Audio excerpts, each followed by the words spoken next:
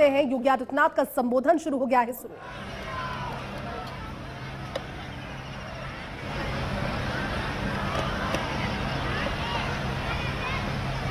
नाथ पंथ के प्रतिष्ठित संत ब्रह्मलीन सोमनाथ जी महाराज की इस पावन भंडारा कार्यक्रम में मंच पर उपस्थित तिजारा के लोकप्रिय विधायक बाबा मस्तनाथ पीठ स्थल बोहर के श्री महंत और हमारे नाथ पंथ के उप सभापति श्री महंत योगी बालकनाथ जी महाराज,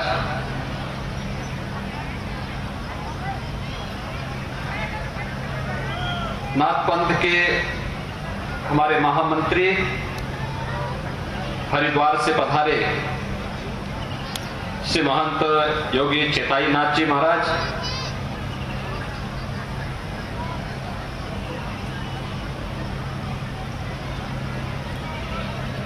जूनागढ़ गुजरात से पधारे और हरियाणा के पैवा हरियाणा में से यहां पर उपस्थित श्री महंत पीर शेरनाथ जी महाराज, पीर हरिनाथ जी महाराज, श्री महंत पीर शेरनाथ जी सोंगल हरियाणा। ठीक है, चलो। नाथ पंथ की परंपरा के अनुसार 12 के श्री महंत श्री कृष्णनाथ जी महाराज, 18 के श्री महंत श्री समुद्रनाथ जी महाराज, इस संपूर्ण कार्यक्रम के आयोजक और पूज्य संत सोमनाथ जी महाराज के कृपा पात्र महंत दीपकनाथ जी महाराज, अलवर सिटी के लोकप्रिय विधायक और राजस्थान सरकार के पर्यावरण एवं वन मंत्री माननीय संजय शर्मा जी, मंच पर उपस्थित खड़दर्शन संप्रदाय से जुड़े हुए हमारे सभी पूज्य संतजन, सभी भक्तजन और यहां पर उपस्थित सभी उपस्थित बहनों और भाइयों, आज मेरा यह सौभाग्य है कि नाथ पंथ में दीक्षित महाराज भरतरी की इस पावन साधना स्थली अलवर के इस लाडपुर गांव में मुझे अपने नाथ संप्रदाय के प्रतिष्ठित संत, जिनका पूरा जीवन सनातन धर्म के लिए, लोक कल्याण के लिए समर्पित था, उनकी पावन स्मृति में समर्पित इस भंडारा कार्यक्रम में भाग लेने का सौभाग्य प्राप्त हो रहा है। मैं इस अवसर पर तिजारा से उपस्थित यहां पर सभी भक्तजनों का हृदय से भी अभिनंदन करता हूं कि मैं पिछली बार तिजारा आया था जब यहां चुनाव चल रहे थे, और उस समय आपने जो स्नेह और जो प्यार महंत योगी बालकनाथ जी को प्रदान किया, वे विजयी होकर के गए और आज उनका सानिध्य न केवल तिजारा को, अलवर को और हरियाणा को निरंतर प्राप्त हो रहा है। नाथ संप्रदाय भारत के सनातन धर्म का एक महत्वपूर्ण पंथ है। अनेक उपासना विधियां भारत की सनातन धर्म के अंदर हैं। उनके दर्शन अलग हो सकते हैं, उनकी पद्धतियां अलग हो सकती हैं, लेकिन हम सब इस सनातन धर्म के एक पार्ट हैं, उसके हिस्से हैं। हमारे सारे कार्यक्रम सनातन धर्म के प्रति, भारत के सनातन परंपरा से जुड़े हुए आराध्य देवों के प्रति, ऋषि मुनियों, योगियों, सिद्धों, संतों के प्रति समर्पित है। क्योंकि हम सबका ये मानना है कि सनातन धर्म ही भारत की आत्मा है। भारत और सनातन धर्म एक दूसरे के पूरक हैं, दोनों को अलग करके नहीं देखा जा सकता है। सनातन धर्म अपने आप को भारत के साथ जोड़ करके चलता है। भारत मजबूत होगा, सनातन धर्म मजबूत होगा। सनातन धर्म मजबूत होगा तो भारत मजबूत होगा। और इस भाव के साथ लगातार हमारे पूज्य संतों की साधना, उनका समर्पण, लोक कल्याण के कार्यक्रम इसी अभियान के हिस्से हैं। इसी अभियान के तहत इस सारे कार्यक्रम चल रहे हैं। नाथ संप्रदाय की परंपराएं इसी बात को लेकर के चल रही हैं। सिद्ध संत योगी खेतानाथ जी महाराज ने अपना पूरा जीवन इन्हीं सब लोक कल्याणकारी कार्यों के लिए, यहां के उज्जवल भविष्य के लिए समर्पित किया था। उनकी साधना इसी सनातन धर्म और उसके अनुयायियों के कल्याण के लिए समर्पित था। और उन्हीं के शिष्य पूज्य संत महंत सोमनाथ जी महाराज का भी पूरा जीवन इसी कल्याण के लिए समर्पित था। और आज यहां पर महंत दीपकनाथ जी महाराज ने अपने पूज्य गुरुदेव की स्मृति को जीवंत बनाए रखने के लिए इस भव्य भंडारा कार्यक्रम को यहां पर संपन्न किया है। यही तो चमत्कार है। आपने देखा होगा रात्रि में मूसलाधार बारिश हुई।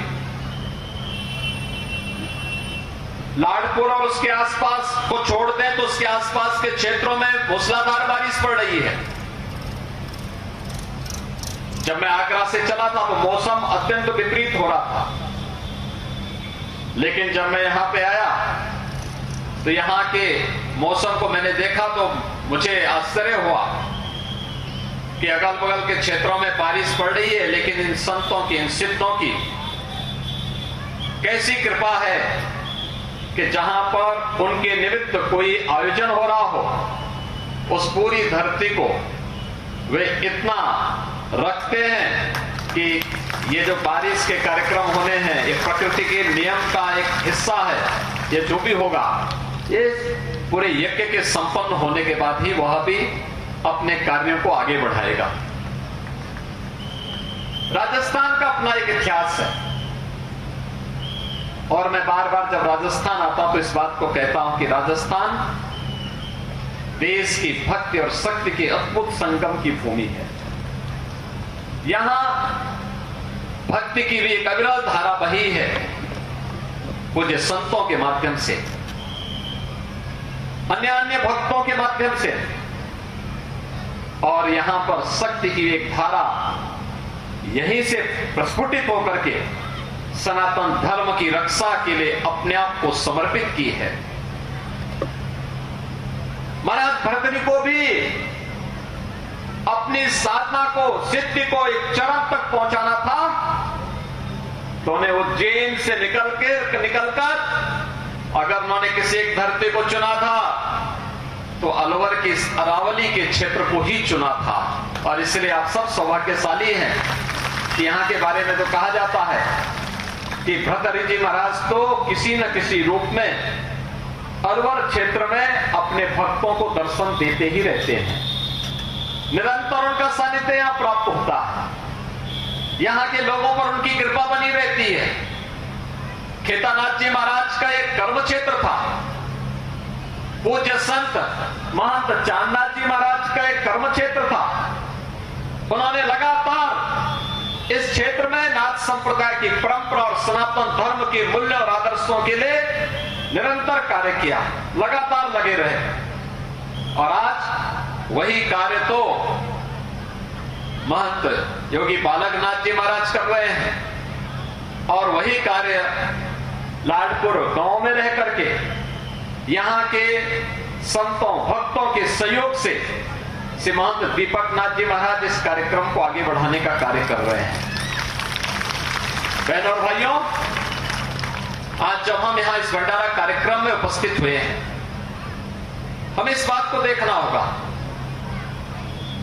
कि हम लोग, यह देश सब कुछ था हमारे पास, बल भी थी, बुद्धि भी थी, वैभव भी था, सब कुछ था, फिर भी हम गुलाम हो गए। क्यों? गुलामी का कारण क्या था? सैकड़ों वर्षों तक गुलामी का कारण क्या था? हमें इसकी तह में जाना ही होगा। याद रखना, बीमारी अगर कहीं पे है तो बीमारी का उपचार भी होना चाहिए। वही मनुष्य ज्यादा समय तक स्वस्थ रह सकता है जो बीमारी के होने के पहले ही बचाव कर ले। बचाव कर लिया तो उत्तम माध्यम, लेकिन अगर बचाव के बावजूद बीमारी आई गई तो समय से उसका उपचार के लिए पहले हम सावधानी बरतते हैं, सतर्कता बरतते हैं, फिर हम लोग सामान्य दवा से उपचार कराते हैं, और जब वह कैंसर होने लगता है तो पहले रेडियोथेरेपी का सहारा लेते हैं, कीमोथेरेपी का सहारा लेते हैं, और नहीं तो उसकी सर्जरी भी करनी होती है। ये लगातार कभी कभी सभी चीज एक साथ भी अपनानी पड़ती है, और इसीलिए हमें याद रखना होगा, हमारा जो कुछ भी है वह देश के लिए होना चाहिए, सनातन धर्म के लिए समर्पित होना चाहिए। हमारा व्यक्तिगत कुछ भी नहीं, हमारा व्यक्तिगत अस्तित्व कुछ भी नहीं। प्रधानमंत्री मोदी जी ने यही देशवासियों को कहा, एक भारत श्रेष्ठ भारत की जो परिकल्पना दी, ये इसी का हिस्सा है। पूरा देश उत्तर से दक्षिण, पूरब से पश्चिम एक स्वर में 140 करोड़ भारतवासी जब एक साथ बोलेंगे, दुनिया आपके सामने झुकेगी। लेकिन अगर हम जाति के नाम पर, क्षेत्र के नाम पर, भाषा के नाम पर बटे रहेंगे, विभिन्न वादों के आधार पर बटे रहेंगे, तो हमारे इस विभाजन का लाभ फिर भारत के दुश्मन लेंगे, सनातन धर्म के दुश्मन लेंगे, और उसका दुष्परिणाम क्या होगा कि एक बार फिर से गुलामी हमें आ घेरेगी, और वही मध्य युग फिर से आने की स्थिति में होगा, जब इस देश के अंदर न धर्मस्थल सुरक्षित थे, न बेटी और बहनें ही सुरक्षित थी। हमें उस प्रकार की स्थितियों से अभी से बचाव की तैयारी के लिए अपने आप को देखना होगा, और बीमारियों का उपचार समय से होना चाहिए। राजनीति अगर परिमार्जन का कार्य कर रही है, अंगीकार करें, लेकिन अगर राजनीति हमें आपस में लड़ाने का काम कर रही है, उसको ठुकरा करके फेंकने का काम भी हम करें, कोई संकोच नहीं होना चाहिए। जो लोग बांटने का काम कर रहे हैं, मैं मानता हूं इस जाति के नाम पर बांटने वाले नेता इस देश के अंदर उसी प्रकार की धूर्ततापूर्ण कार्य कर रहे हैं जो किसी कालखंड में विदेशी आक्रांता करते थे। जो कार्य वे करते थे, वही कार्य इस जाति का सहारा लेकर के समाज को विभाजित करने वाले लोग आज भी सनातन धर्म के पूर्ण क्षति करके भारत की एकता और अखंडता को चुनौती देने का काम कर रहे हैं। और मैं तो अपने खड़दर्शन संप्रदाय और नाथ पंथ से जुड़े हुए सभी संतों और योगियों से कहूंगा, आज के दिन पर हम सबकी सबसे बड़ी आवश्यकता है कि भारत के अंदर बिना किसी भेदभाव के, जाति पाति से मुक्त एक ऐसी व्यवस्था जो एक भारत श्रेष्ठ भारत की परिकल्पना को साकार करने के लिए अपने आप को समर्पित कर सके, ऐसे नौजवानों की एक टीम हमें देश को समर्पित करनी होगी। याद रखना, जब सनातन धर्म पे खतरा आया था, एक सन्यासी केरल की धरती से आदि शंकर के रूप में निकल करके भारत के 4 कोनों में 4 पीठों की स्थापना करता है। भारत के अंदर जब मध्य युग में विदेशी आक्रांता बर्बर होकर के भारत पर हमला कर रहे थे, उन बर्बर हमलों को रोकने के लिए नाथ पंथ के योगियों ने गांव-गांव में सारंगी बजा करके लोगों की चेतना को जागरूक करके इन विदेशी आक्रांताओं के खिलाफ खड़ा करने का कार्य किया था। परिणाम था, उस समय सनातन धर्म मजबूती के साथ इन आक्रांताओं से लड़ता रहा। लेकिन यह देश उम्मीद करता था कि आजादी के बाद ये विभाजन की खाई समाप्त तो होगी, लेकिन दुर्भाग्य है, आजादी के बाद अपने राजनीतिक स्वार्थों के लिए इस खाई को और चौड़ा करने का प्रयास हुआ है। आज हमारी ये सार्थकता होगी, इस प्रकार के भंडारों की सार्थकता होगी, इन पूज्य संतों की साधना, उनका लोक कल्याण के प्रति समर्पण का ये भाव इस बात पर निर्भर करता है कि हम लोग सनातन धर्म को कमजोर नहीं होने देंगे, विभाजन की खाई को आगे चौड़ी नहीं होने देंगे, बल्कि इसको समाप्त करके एक भारत श्रेष्ठ भारत की परिकल्पना को साकार करने का कार्य करेंगे। और इसलिए हम में से हर व्यक्ति का ध्येय होना चाहिए, वह ध्येय की होना चाहिए, हर हाल में भारत के प्रति हमारा समर्पण का भाव हो। सब कुछ भारत के नाम, सब कुछ देश के नाम, सब कुछ सनातन धर्म के नाम। मेरा व्यक्तिगत कोई अस्तित्व नहीं। सनातन धर्म तो इस बात को मानता है कि जैसे हम मृत्यु कहते हैं, वास्तव में मृत्यु नहीं, वो एक नया जीवन है। हम गलतफहमी में उसको मृत्यु मान लेते हैं, लेकिन और यह भी हम जानते हैं कि ना कोई लेके आया है, ना कोई लेके जाने वाला है, सब कुछ यहीं छूट जाना है। तो फिर ऐसा कार्य करो जो देश और धर्म में लंबे समय तक आपको स्मरणीय बना सके। और वही कार्य पूज्य संत योगी खेतानाथ जी महाराज ने किया था। उनका पूरा जीवन सनातन धर्म के लिए, नाथ पंथ की परंपराओं के प्रति और इस पूरे क्षेत्र में लोक कल्याण के लिए समर्पित था। यही कार्य पूज्य महंत चांदनाथ जी महाराज ने किया। पूरा जीवन सनातन धर्म के लिए, देश के लिए, नाथ पंथ के लिए, लोक कल्याण के लिए समर्पित कर दिया था। यही कार्य महंत सोमनाथ जी महाराज ने किया था। पूरे क्षेत्र में जन जागरण के एक बड़े विराट कार्यक्रम के साथ सनातन धर्म के मूल्य और आदर्शों की रक्षा के लिए उनका पूरा जन समर्पित था। आज आपकी उपस्थिति इन पूज्य संतों के प्रति श्रद्धा के भाव को व्यक्त करते हुए दिखाई दे रहा है। आज के इस अवसर पर मैं इन पूज्य संतों के चरणों में कोटि कोटि नमन करता हूं। आप सबके प्रति अपनी शुभकामनाएं देता हूं। आप सबने आज सनातन धर्म की मजबूती के लिए जिस मजबूती के साथ आप कार्य कर रहे हैं, और अलवर का क्षेत्र तो और भी महत्वपूर्ण महत्व रखता है। याद करिए, अपना राजपाट छोड़ करके भर्तृहरि जी महाराज यहां पर अलवर में आए थे। यहां उन्हें सिद्धि प्राप्त हुई, यहां से वे अंतर ध्यान भी हुए, और आज भी सैकड़ों वर्षों के बाद भी ये मान्यता है कि भर्तृहरि जी महाराज यहाँ पर अपने भक्तों को यदा कदा किसी न किसी रूप में दर्शन देकर के कृतार्थ करने का कार्य करते हैं। यह तो पावन धरा है, बहुत पावन धरा है। इस पावन धरा पर जन्म लेकर के सेवा करने का, अपने कर्मों की साधना को आगे बढ़ाने का एक अवसर आप सबको प्राप्त हुआ है।